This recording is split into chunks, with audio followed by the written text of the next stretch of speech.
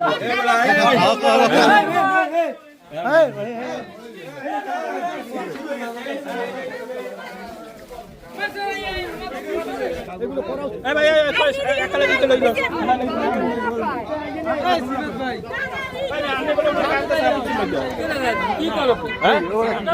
তো আসার সময় গায়ে দিলেন কিছু লাগিয়া ওনার বউ আছে এখন তালাক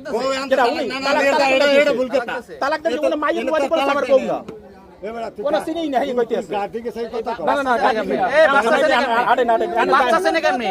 বাচ্চা সব ঠিক আছে কি হয় আমার কিছুই হয় না আপনার কি হয় আমাকে এলাকার কিছুই হয় না প্রশাসনের মাধ্যমে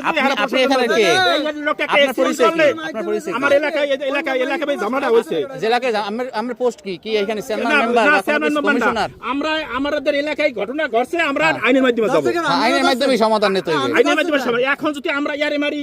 আপনি যেভাবে সিটকাট দিতে আছে আপনার কি হয় আপনার ব্লাড না দিতে অপশন দুইটা এখন পাবলিক ধরছে পাবলিক দিয়ে একটা থাপড় দিতেই পারে এত সিনকেট করলে তো হবে না না এটা আইন বসবে এটা আইন বসবে আইন বসবে আগে আইনে দেন নাই কে আইনে দেন নাই না ওই বলার পক্ষে কেডা কেডা পাশে নিয়ে ভিডিও করুন হ্যাঁ ওনার পক্ষে আন একবার সামনে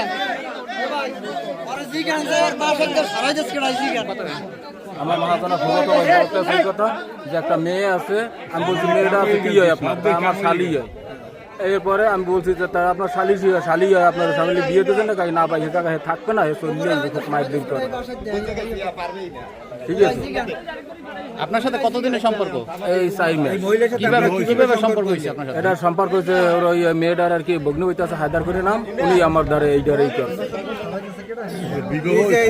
বিবাহ হয়েছে আমি সিঁদুর কিনে আনছি কালীবাড়ি থেকে আমি যেটা বলবো মিথ্যাটা বলবো না এর জন্য আপনি কি জানতেন যে ওনার স্বামী আছে বাচ্চা আছে না সে জায়গায় দেশে আইবে তার ভগ্নি বুঝে না হায়দার আছে উনি বলছে যেন জায়গায় উনি থাকবে না আমি কি থাকবে না তাহলে যা যেত একটা মিলমিস করে আইবে কার সমস্যা আপনার কোন হতে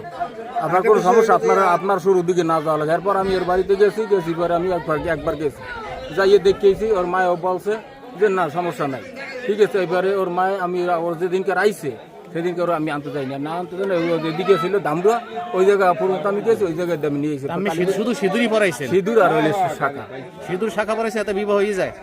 এটা হইলে সিঁদুর পরাইলে আমাদের হিন্দুদের ভিতরে বিয়ে হয়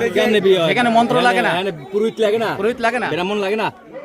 বিরামন সারা হয়ে যাবে সিঁদুর পরাইবেন আর বিয়ে হয়ে যাবে আপনি কয়টা বিয়ে করছেন আমি হ্যাঁ না আমি ফার্স্ট আমার বউ আছে বউ মারা দুইটা মেয়ে আছে এবার আমি ওনারা বিবাহ করছেন তারা মেয়ে আইনে শাখা সিঁদুর পরাইলে বিয়ে হয়ে যায় এই আরেকটা প্রশ্ন আপনি যে আপনি কয়টা বিবাহ করছেন এই যে মানুষজন জানার পরে এখান থেকে আপনাকে সরাই দিয়েছে কারা সরাই দিয়েছে না সরাই দেয় নাকি আমি গেছি নুপুর দেখো বাসা এমনিতে কোথায় গেছেন হ্যাঁ আপনার কয়টা বাচ্চা আছে কয়টা দুইটা বাচ্চা আছে কয়টা দুইটা মেয়ে আমার দুইটা মেয়ে কোথায় থাকে আপনার নাম কি আমার নাম শরৎচন্দ্র বাগেরগঞ্জ থানা কাবিলা গ্রাম আপনি গলাচিপে থাকেন কতদিন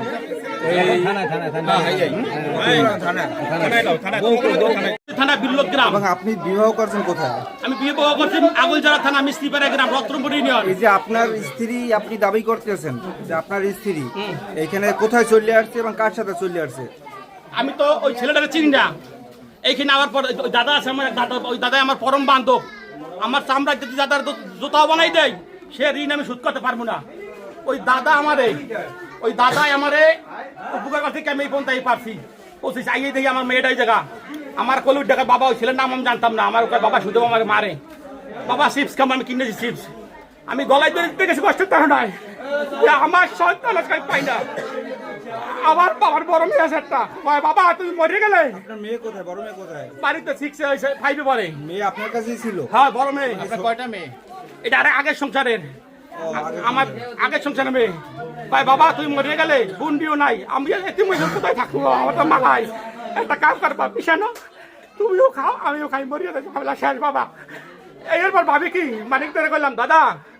এক দিদির সুস্মিতার কথা কইছি সুস্মিতার গলা চিপে আছে দাদা এক দাদার লাগে এইটা পলাইছে এই তার দিদি কার খবর পাই না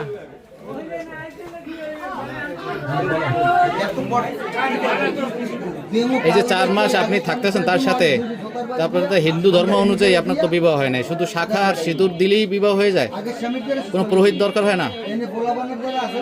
হ্যাঁ, আপনারা যদি অত্যাচার করে সেটা আপনি আইনি ব্যবস্থা আছে আমি না? আইন অনেক আপনি যেভাবে যে সে আমাকে বলছে কি আপনি একটা বিতর্কিত বিবাহ করছেন, আপনি সেখানে কোর্টের মাধ্যমে এফিডেভিট করিয়া বা যে আইনি প্রসেস আছে সেটা অবলম্বন করবেন। আমার যে মেয়ে হয়েছে সেক্ষেত্রে আপনার আগে সংসার আছে, আপনার মেয়ে আছে, সেক্ষেত্রে আপনার উচিত ছিল আইনি প্রসেসে আইনিভাবে শোনে বিয়েটা করা। এই ভিতরে যে পলাই যত আমার বিয়ে হয়েছে হ্যাঁ তো দুইটা বিয়ে হয়েছে আমার থেকে জানাই না কেন জানাই নাই তা আপনি যাকে বিবাহ করছেন তাও তো সেও তো বিবাহিত। হ্যাঁ দুইটা বিয়ে দুইটা হাইটে গেছে হ্যাঁ আমার এই জানাই না কেন কেন জানেন হ্যাঁ আমার